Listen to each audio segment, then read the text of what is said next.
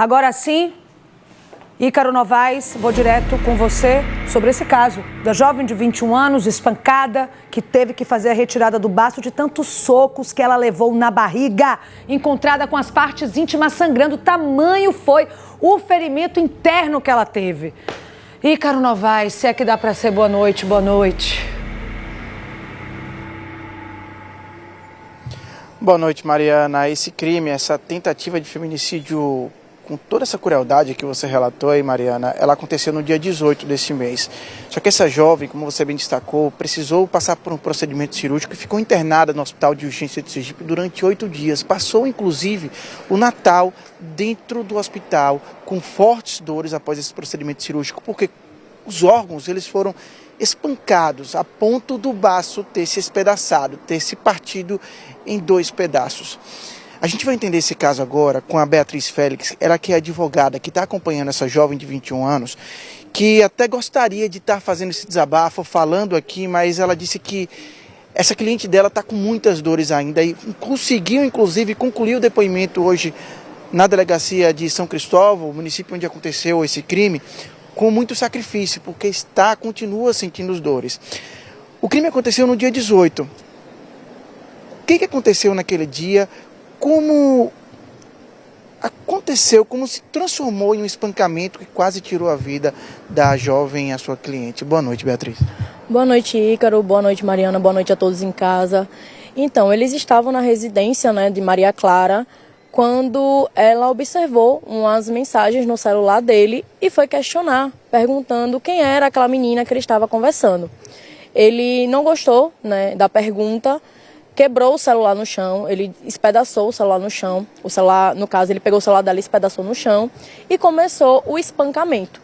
Ele começou com socos, com pontapés e enquanto ela estava no chão, ele continuou socando, chutando, ao ponto dela começar a sangrar pela região genital, E mesmo ela pedindo pela vida dela, mesmo ela pedindo que ele parasse, ele continuava as agressões de forma reiterada e depois de um certo tempo ele se evadiu do local e, como a própria Maria Clara relata, ela conseguiu reunir forças para gritar e pedir socorro para uma vizinha, que se ela não tivesse reunido essas forças, talvez a gente estaria aqui falando de um feminicídio consumado.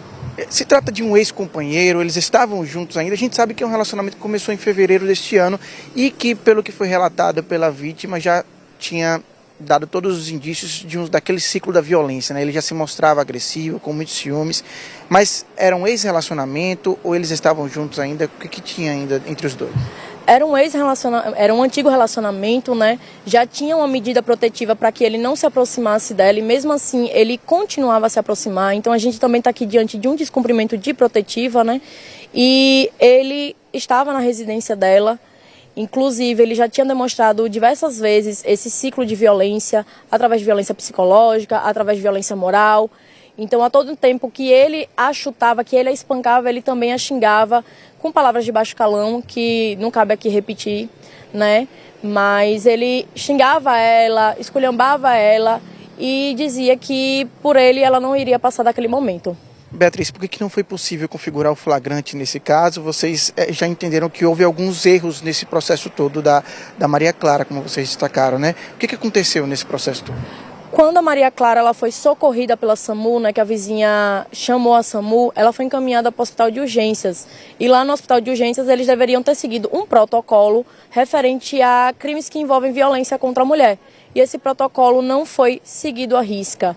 E a gente teve esse conhecimento também na delegacia. Por isso que a Polícia Civil não se prontificou a ir ouvir a Maria Clara no hospital. Na verdade, a Polícia Civil da área, a delegada Maria do Socorro, que nos recebeu muito bem, e toda a equipe, ela informou que não tinha conhecimento profundo desse fato, porque até então chegou na delegacia através de uma denúncia da mãe dela, ela foi registrar o boletim de ocorrência, como se ela tivesse sido apenas agredida. Eles não sabiam da gravidade do fato, até porque não tinha ainda um laudo emitido pelo USE. E aí a Maria Clara ela ficou esses quase 8 dias lá, sem uma assistência social e sem uma assistência psicológica por parte do USE. Então teve essa omissão aí por parte do hospital de urgência, que de certa forma contribuiu para que esse rapaz ficasse aí em liberdade. o autor das agressões hoje, ele solto, ele representa um risco para a vítima? Como é que vocês entendem isso, vocês que estão atuando na defesa da jovem? Ele representa um risco tanto para a vítima quanto para a família dela, porque ela é uma sobrevivente, a família dela também, ela não quer voltar para a residência dela porque ela teme pela vida dela, ela está com a saúde bastante debilitada, como você bem falou, ela teve a ruptura do baço, então ela teve que retirar o baço, então o sistema imunológico dela está baixíssimo, ela não vai ter uma vida normal, embora ela faça a reposição imunológica, ela não vai ter uma vida normal. O Réveillon dela, o final de ano, o Natal dela foi estragado por isso. Por pouco não foi uma fatalidade ainda maior para a família, que poderia estar agora completando uma missa de 7º dia dela. Infelizmente, teve essa omissão por parte do USE e que contribuiu muito que ele ficasse em liberdade. Inclusive, ele compareceu à delegacia, acompanhado de uma advogada, para poder prestar os esclarecimentos, que na verdade ele optou por ficar em silêncio e juntou um vídeo um pouco descabido, apenas mostrando que em algum momento eles tiveram um relacionamento. Só um vídeo dele chegando na residência que acreditamos ser da irmã dele, acompanhado de Maria Clara, mas não foi no dia do fato. Quais os próximos passos de vocês, advogados, que estão fazendo com esse acompanhamento da vítima? Já fizeram um pedido, uma representação para um pedido de prisão preventiva contra esse homem? Comum da nossa atuação, a gente nesses casos que envolve violência contra a mulher, principalmente uma tentativa de feminicídio, e diante desse risco iminente por parte do autor, porque a gente não sabe onde ele se encontra e a gente não sabe quais são as intenções dele ainda com Maria Clara, se é terminar o serviço que ele iniciou ou se ele em algum momento se arrependeu. Então, a defesa de Maria Clara representa sim pela prisão preventiva dele. A gente espera que seja acatada pela autoridade policial, não é uma decisão nossa, certo? Quem conduz o inquérito é a autoridade policial, que é a delegada. Hoje foi um dia bastante delicado, porque Maria Clara foi a primeira vez que ela contou com detalhes tudo o que aconteceu ali naquela casa, naquele momento que só estavam os dois, o que ela sentiu, a vida dela por um fio, como ela mesma coloca, como ela mesma relatou nas redes sociais, ela sentiu a vida dela ali por um fio, e ela que é bem religiosa, ela diz que se segurou na mão de Deus e uniu forças para poder pedir socorro, que se não fosse isso, ela estaria morta hoje. Até por isso ela fez um desabafo nas redes sociais nesse final de semana, né, que inclusive viralizou, já que o crime foi no dia 18, ela passou 8 dias, recebeu alta agora no dia 26. Esse desabafo é também para encorajar outras mulheres, né, a enfrentar esse problema que a gente se viu agravar agora nessa reta final de 2025. Exatamente isso. A violência contra a mulher, ela acontece principalmente entre 4 paredes e da forma mais silenciosa possível. A tentativa de feminicídio ou o próprio feminicídio já é o índice alarmante dessa violência, quando essa violência chega no nível que não dá mais para controlar.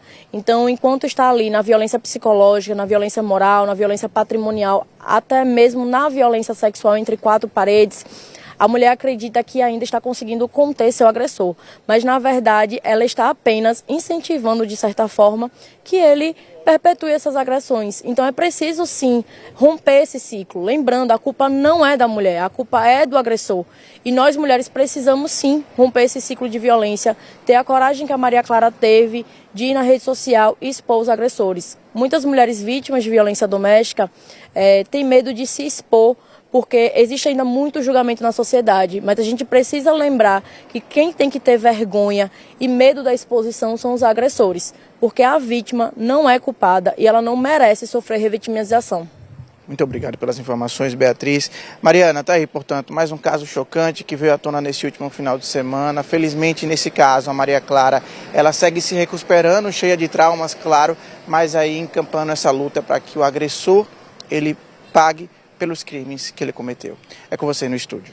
Pode contar com a gente, ela, a família, todo mundo, assim que a polícia divulgar, porque tem uma questão jurídica, gente. Eu não posso mostrar a foto dele aqui, porque infelizmente a gente responde judicialmente, sem a polícia primeiro mandar pra gente essa foto e dizer que de fato ele é um procurado. Mas assim que a polícia mandar, pode contar com a nossa divulgação, que a gente vai mostrar. Muito obrigada, Ícaro, pelas informações.